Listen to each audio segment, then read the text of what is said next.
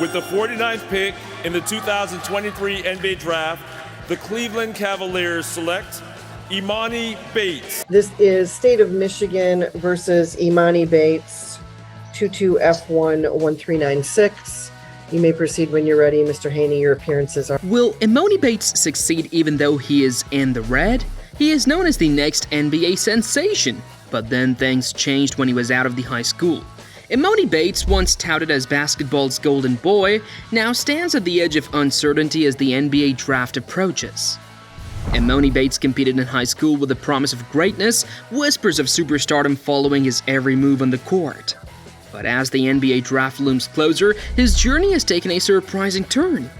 Teams once eager to secure his talents are now hesitant, some even overlooking him entirely. Seth Davis from The Athletic talked to many NBA draft scouts to get their honest thoughts about top players. One scout has some harsh words for the former Eastern Michigan forward. One scout said, "He's not even an hoverboard, just too much of a circus. He has a scorer's mentality but bad shot selection. He's one of those athletic-looking guys that's not really athletic. He has no interest in playing defense or utilizing his other abilities. He needs to learn how to play with other good players. Very talented skill-wise. He was good at the combine, but his body needs a lot of work. I've heard he's done a pretty good job during his workouts." After being seen as a top 5 prospect in the class of 2021, Bates didn't meet expectations. His first year at Memphis was tough due to injuries. He then moved to Eastern Michigan, where he scored an average of 19.2 points and grabbed 5.8 rebounds per game. In September, the 19-year-old got arrested when he was stopped while driving a car that didn't belong to him, and they found a gun in the car. But in October, the charges against him were dropped. In a recent conversation with Forbes' Adam Zagoria, a scout mentioned that Bates will probably be an early to mid-second-round pick, noting that he has tons of talent but off-the-court issues have killed his positioning. It will be intriguing to see if a team decides to take a chance on Bates come Thursday. Just hours after his first contract signing a two-way deal that will see him playing in both the NBA and G League, rookie swingman Emoni Bates displayed the smooth shooting skills that folks within the organization have been praising since he joined. He also revealed why he dropped so far down the rankings. Bates, chosen as the 49th pick in the 2023 NBA Draft, had a rough time in college, which stopped him from meeting expectations and made him lose interest in the game for a while. He kicked off the scoring for Cleveland with a slick three-pointer from the left wing, one of the 4 he made during the game. In total, the 19-year-old Bates scored 16 points, but he didn't shoot too well, making only 5 out of 18 field goals and 4 out of 13 from long range. He also grabbed 6 rebounds, made 2 steals, didn't dish out any assists, turned the ball over 3 times, and got 1 block in 29 minutes of play. Altman talked about the decision to draft Bates, saying, "We go pretty deep in terms of our background and understand some of the challenges there, but really excited about the upside of a 19-year-old, 6'9" shooter." He mentioned that the last couple of years had been tough for Bates, with a lot of pressure and expectations weighing on him. Bates has been in the spotlight for a long time. He used to be the main attraction, but not on Friday. This time, he was in the other gym, playing in the shadows of Wembanyama and second overall pick Brandon Miller, 2 guys who were picked more than 40 slots before him. The leading scorer was point guard Sheriff Cooper, who played for the G League Charge last season and is now in his 3rd summer league. He scored 27 points. Isaiah Mobley, a second-round pick from last year, had a great all-around performance with 15 points, 9 rebounds, and 6 assists. Sam Merrill, who got a full-time NBA contract from the Cavs after being called up from the G League last season, also contributed 15 points. Luke Travers, one of Cleveland's stashed players who will be back in Australia this year, finished with 13 points, 6 rebounds, 4 blocks, 1 assist, and a steal. Cleveland had a strong start, getting ahead by 18 points, but they lost their lead in a tough 3rd quarter. They only scored 15 points in that quarter and were trailing as they entered the final quarter. However, the Cavs bounced back with a 34-point burst in the last quarter to clinch the opening night victory. New Cavaliers George Niang and Ty Jerome watched from the sidelines, along with Darius Garland, Karis LeVert, Isaac Okoro, and Evan Mobley.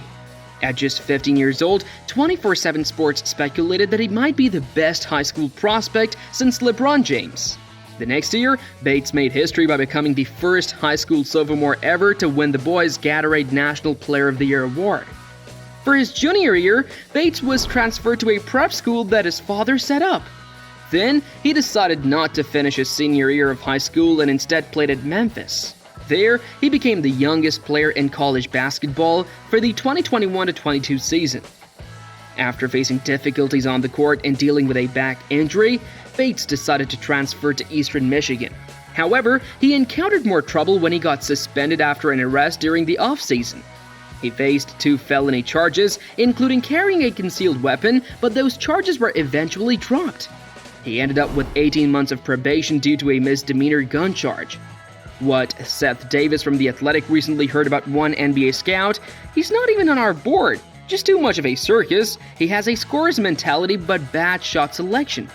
He's one of those athletic-looking guys that's not really athletic. He has no interest in playing defense or utilizing his other abilities. He needs to learn how to play with other good players.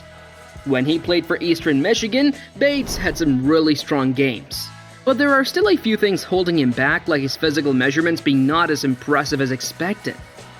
At the 2023 NBA Draft Combine, Bates was measured at 6 foot 8.25 inches tall in socks and weighed 179.2 pounds. According to Stadium Speak, no player taller than 6'5" but weighing less than 180 pounds, who has been measured at the NBA Draft Combine since 2000, has been picked in the NBA Draft. Meanwhile, according to Stadium Speak, his wingspan relative to height 1.01 ranks in the 3rd percentile among all players who have been measured at the NBA Draft Combine since 2000. It's not surprising that his defensive stats are pretty discouraging. According to Stats Perform, Bates allowed 0.88 points per defensive chance, which was the worst among all NBA prospects included in the latest aggregate mock draft provided by Hoops Hype. According to Bart Torvik, there have only been 2 players ever drafted who were listed at his height or taller, and both had a block percentage and steal percentage lower than 2%.